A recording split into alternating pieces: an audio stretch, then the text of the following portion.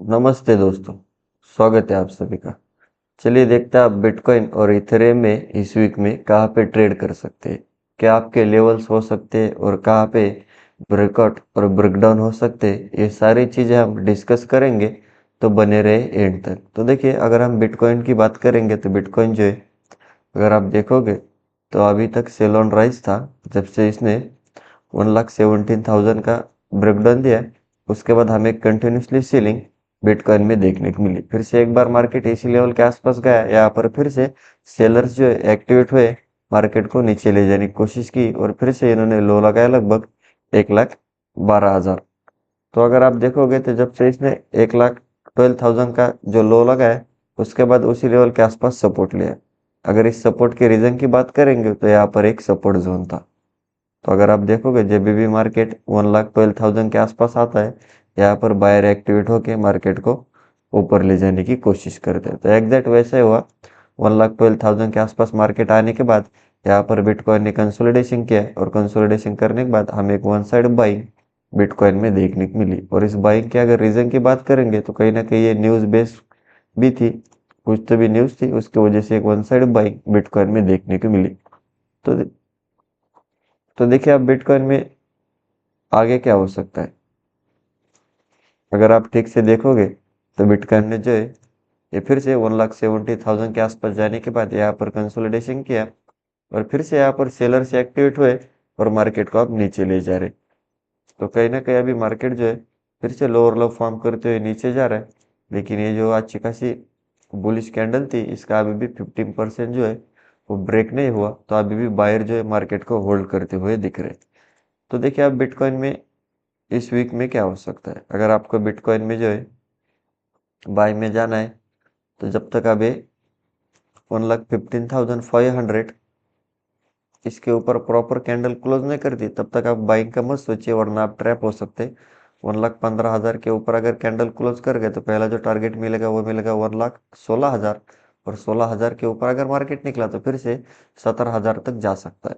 तो आपको फिर से 2 से 1,500 पॉइंट की बाइंग बिटकॉइन में देखने को मिल सकती है। लेकिन मार्केट अगर 1,17,000 के ऊपर अगर निकला तो फिर हमें एक बड़ी बाइंग बिटकॉइन में आने वाले टाइम में देखने को मिल सकती, जो कि टारगेट रहेगा सीधा 1,18,000 और 18,000 के ऊपर 1,19,000। तो फिर से आपको एक 2 से 3 हजार पॉइंट की बाइंग 1,17,000 के ऊपर देखने को मिल सकती है। फिर ये 1,20,000 तक जा सकता है।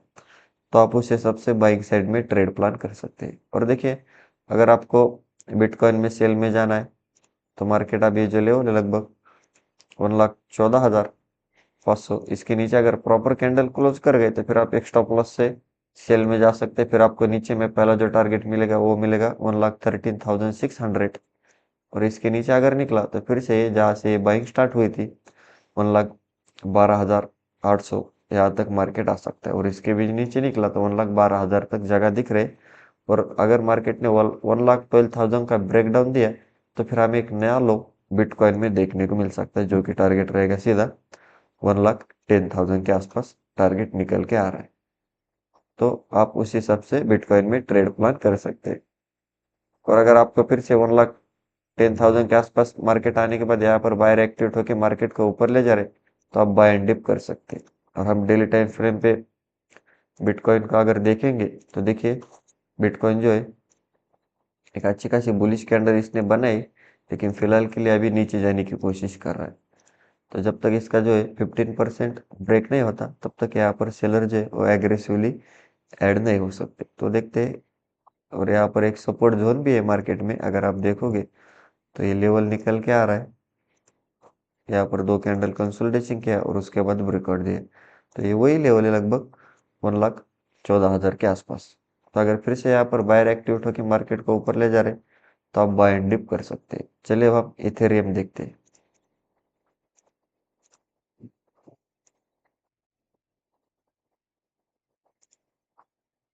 देखिए, इथेरियम की अगर बात करेंगे 1 आवर टाइम फ्रेम पे, तो इथेरियम बाय एंड डिप है। और फिलहाल के लिए इथेरियम में जो है वो बायर मार्केट को होल्ड करते हुए दिख रहे। जब से ये मार्केट में ये बाइंग हुई है अच्छी खासी, ये बड़े बड़े कैंडल एक मार्केट में पुल बैक लिया है। और पुल बैक लेने के बाद अभी फिर से मार्केट स्लो एंड स्टडी ऊपर जा रहा है। तो अगर आपको इथेरियम में बाय में जाना है तो मार्केट अगर 4400 इसके ऊपर अगर प्रॉपर कैंडल क्लोज कर गए तो फिर आप एक स्टॉप लॉस से बाय में जा सकते हैं। फिर आपको ऊपर में पहला जो टारगेट मिलेगा 4900, ये एक नया हाई हो सकता है। और 900 के ऊपर अगर निकला 900 850 तो फिर से हमें इथेरियम में एक नया हाई, लाइफ टाइम हाई देखने को मिल सकता है, जो कि टारगेट रहेगा 5000। और 5000 के ऊपर फिर से आपको एक 200 से 300 पॉइंट की बाइंग इथेरियम में देखने को मिल सकती है। और देखिए इथेरियम में अगर आपको सेल में जाना है तो 4700, जब तक मार्केट इसको ब्रेक नहीं करता तब तक आप सीलिंग का मत सोचिए, वरना आप ट्रैप हो सकते हैं। मार्केट अगर 4700 के नीचे एक प्रॉपर कैंडल क्लोज कर गए तो आप एक स्टॉप लॉस से सेल में जा सकते हैं। फिर आपको नीचे में पहला जो टारगेट मिलेगा 4600, 600 के नीचे अगर मार्केट निकला तो फिर से एक कोशिश करेगा 500 के आसपास जाने के लिए। तो फिर से आपको एक 200 से 300 पॉइंट की सीलिंग इथेरियम में देखने को मिल सकती है। और मार्केट अगर फिर से 700 के आसपास आने के बाद यहाँ पर कंसोलिडेशन करने के बाद बायर एक्टिवेट होकर मार्केट को ऊपर ले जा रहे तो आप बाय एंड डिप कर सकते हैं, क्योंकि इथेरियम जो है वो अभी के लिए स्ट्रांग दिख रहा है बाइंग साइड में। तो जब तक कुछ लोअर लो फॉर्म करते हुए मार्केट नीचे नहीं जाता तब तक आप सेलिंग का मत सोचिए, वरना आप ट्रैप हो सकते हैं। और मार्केट अगर 500 के नीचे निकला तो फिर हमें इथेरियम में एक सीलिंग देखने को मिल सकती है, क्योंकि जहाँ से बाइंग हुआ है फिर मार्केट उसी लेवल के आसपास आ सकता है। और ये लेवल है लगभग 4300। पर हम डेली टाइम फ्रेम पे इथेरियम को अगर आप देखोगे तो देखिए एक अच्छी खासी बुलिश कैंडल इसने भी बनाई। अब ये न्यूज़ के वजह से या फिर बायर फिर से यहाँ पर ऐड हुए, ये अभी देखना पड़ेगा। लेकिन मार्केट जो है बाइंग साइड में होल्ड कर रहा है। एक कैंडल सीलिंग के आई, लेकिन हम इसे प्रॉफिट बुकिंग भी बोल सकते हैं। जो लोगों ने नीचे से बाय किया होगा फिर उन्होंने कहीं ना कहीं प्रॉफिट बुक किया और फिर से बायर ऐड होकर मार्केट को ऊपर में क्लोजिंग दी। तो हो सकता है यहाँ पर एक दो दिन कंसोलिडेशन करने के बाद हमें अगर ब्रेकआउट मिल रहा है तो भी आप बाय एंड डिप कर सकते हैं।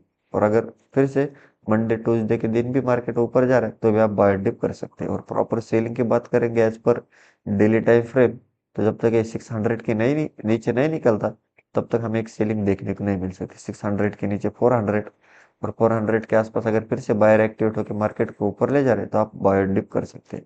और 400 के नीचे अगर निकला तो फिर ये बड़ी सेलिंग हमें इथेरियम में देखने को मिल सकती है, जो कि टारगेट रहेगा 4000। तो कहीं ना कहीं इथेरियम अभी फिलहाल के लिए ट्रेंडिंग है, तो आप इथेरियम में अच्छे खासे ट्रेड कर सकते हैं प्रॉपर प्राइस एक्शन के साथ। तो यही थे हमारे लेवल्स और एनालिसिस। वीडियो अच्छा लगा तो वीडियो को लाइक कीजिए, चैनल का अभी तक सब्सक्राइब नहीं किया तो सब्सक्राइब जरूर कीजिए। मिलते हैं नेक्स्ट वीडियो में। जय हिंद।